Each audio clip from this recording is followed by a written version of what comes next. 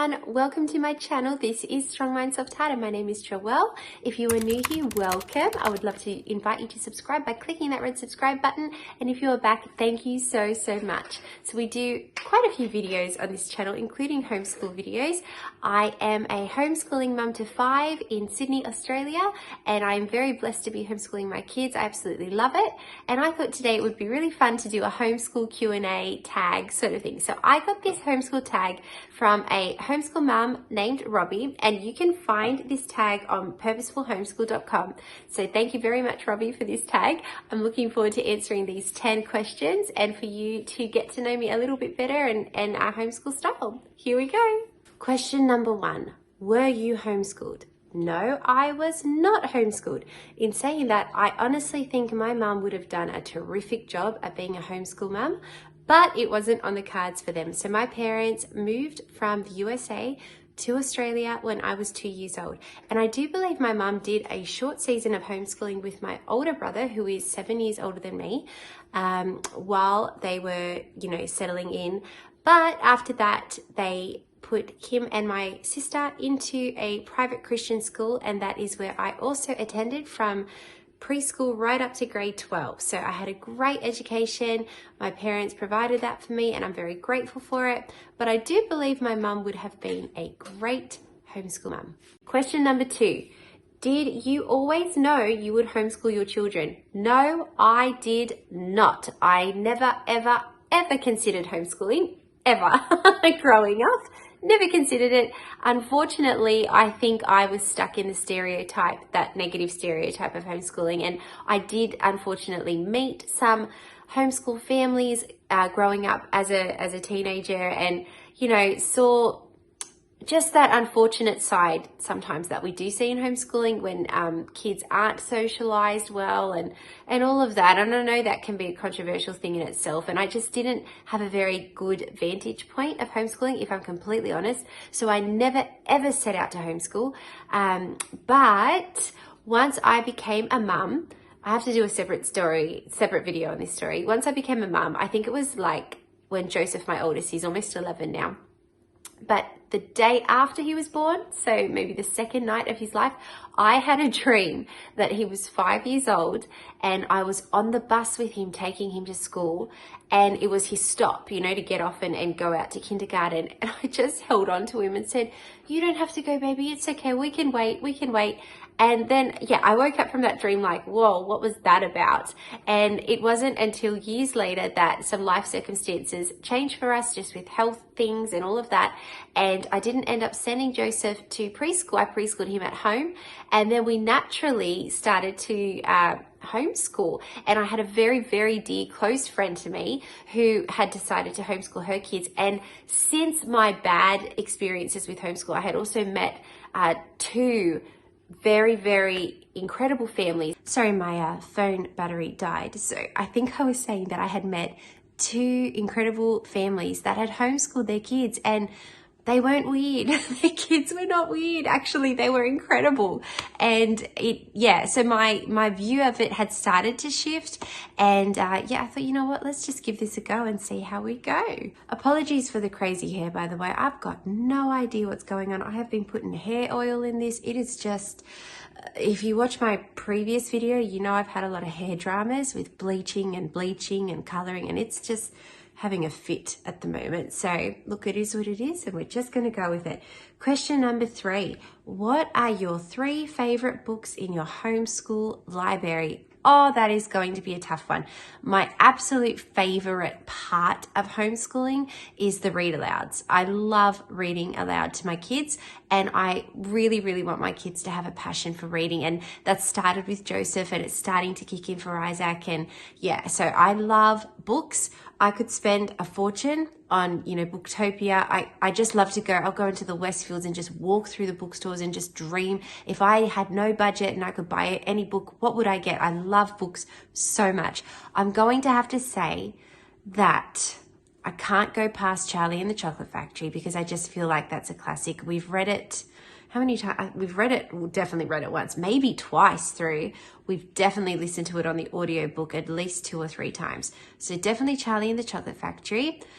The other book, okay, 2 more. This is a hard one. we really enjoyed reading Peter Pan. We read the actual book that was written. It was originally written as a play, and then it was turned into a book. So we read the book Peter Pan, and my kids really loved that. They also really enjoyed Treasure Island. We read Black Beauty. We've read a lot of books, and it's really hard for me to narrow it down. So I might have to get back to you on that one. I think we're going to need some more time to think that one through, but that's a few. And then I just love, like the Dr. Seuss books and the fun books to read, and the books that are full of wordplay. And I love books that engage my kids with beautiful illustrations, and that they can sit down, and even before they're capable of reading words, at Lily's age, that she just want to sit down and look through the pictures. That was how Isaac was. Before he could even read a sound, before he knew his phonics, he would just sit there for literally, you could sit him down for an hour with a book if it had beautiful illustrations in it, and he would just page through that book and just be so content looking at books. So I really appreciate any books that have beautiful illustrations. One I'm thinking of now is You Are Special by Max Lucado. That's how I say it. Some people say Lucido. I don't know. But that guy, that's a really, really beautiful book, and I love that one. It's got a great message too. Question 4. Are you the only teacher in your homeschool? No, I'm definitely the main teacher in our homeschool, but my husband David is actually a teacher. He's a real teacher, and he is a PE teacher. And so I leave and music. He's sitting over there right now, and he wants me to add that in. And he's a music teacher. So I leave all the sporting, anything to do with sport, to him, other than obviously driving our kids to sport and watching them play sport. I don't teach them anything about sport or PE, or even okay, in science, yes, we will talk about the body and biology and that sort of stuff. But when it comes to health science, that's totally his department, because he got the degree, and why on earth would I do that when he can do that? So he is going to be handling that whole side of it. Also, my mother is a huge blessing to me, and she quite often will take my kids and she does art with them and craft with them, and she'll teach them science, she'll do experiments with them, all the fun things that are really fun that kids want to do in homeschool that mums avoid doing because they make mess, is what my mum does. So I really appreciate that. Thanks, Mum. Question 5. Where is your favorite place to buy homeschool curriculum? Again, this is so hard. I'm a very eclectic homeschooler. So curriculum, I could buy it here, there, and everywhere. Now in Australia, I'm based in Sydney at the moment. I do enjoy going to the 5 Senses store. They have some great materials there, and I could just walk around there for hours and get lots of inspiration from looking at all of their great stuff.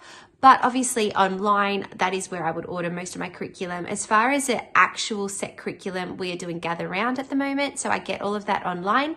That's by Rebecca Spooner, and she is in America. I just get the PDFs and I print them myself. As far as buying, additional reading and extra books, I like Why can I talk? Because it's probably, what's the time? It's late. That's why I'm not talking right. Booktopia. I really like Booktopia. It gives me free shipping. And I love to just scroll through and, I could spend hours looking at books. I really could. So yeah, 5 Senses, Gather Round, so online, and Booktopia. Question number 6. Do you have a set budget for your homeschool? Dave, do we have a set budget for our homeschool? Not really. I wish. No, I wouldn't say that we have a set budget for our homeschool. We are quite, what's the word? I'm not going to say frugal, because, okay, on the things that we can be frugal on, we're frugal. At the same time, our children's education is a priority. So if there's something that our kids need for their education, we will get it. At the same time, we will try to be wise if there's things that we can reuse. If there's things that we could do without paying a fortune to do it, we'll do it that way. But if the curriculum costs money, we'll spend it. If we need to, get some technology or whatever it is that our kids need for their education, we'll do it, because that is a priority for us. In our opinion, it would cost us a lot of money to send them to school. So we are more than willing to put money, where our value is, and that is in our children and in their education. So if we need to pay for anything, we will. I would say that, then we have 5 children. So I'm not going to, at this stage, not every child needs their own computer. So, they can share a computer, or two of them can share one computer, or that sort of thing, and art supplies, they've each got their own pencil case, but for, the beautiful pastels and all of that, then they need to share. So there's a lot of sharing, there's a lot of savings that happen as well, but we definitely will put money into their education because that's important to us. Question number 7, what are 2 must-have homeschool supplies? Oh my goodness. Okay, I'm going to have to go with YouTube. Sounds like such a lazy answer, but seriously, I cannot tell you how many times I say to my kids, let's YouTube that. Let's look it up on YouTube because it's so informative. I absolutely love YouTube. I don't know what I would do without YouTube. I'm on YouTube, but even if I was not on YouTube, I would still have YouTube because it's so great. And kids ask the most random questions, and YouTube has the answer to almost everything, like literally almost everything. So yeah, we can look anything up on YouTube. So as long as we've got YouTube, we watch it. We've got Apple TV, so I just put it up on the TV and we watch it there together, and we find out all sorts of interesting information and facts, and it's great. So definitely YouTube. And then what else? Good books. Look, if you could have nothing else, if you literally had 2 things, somebody said here, you can choose 2 things for your child's entire education, I really believe that good books and YouTube would give them a pretty great education, other than, being able to do handwriting, that sort of thing. But those 2 things in itself are fantastic. I absolutely rely on those in our homeschool. Question number 8, what is your favorite and least favorite subject to teach? Now, this is an interesting question. I absolutely love learning alongside my kids. I really, really do. Maths is not my strong point. So I'm going to say it's probably one of my lesser favorite subjects to teach. Now, at this point, I'm still keeping up with my kids in maths. They have not passed my knowledge just yet. However, once that happens, because I'm very aware that it will, I will probably need to outsource their maths. So have them do an online curriculum where they have, teachers or tutors online that are helping them with that, because I would never want them to fall behind. In saying that though, maths is not actually my least favorite subject to teach.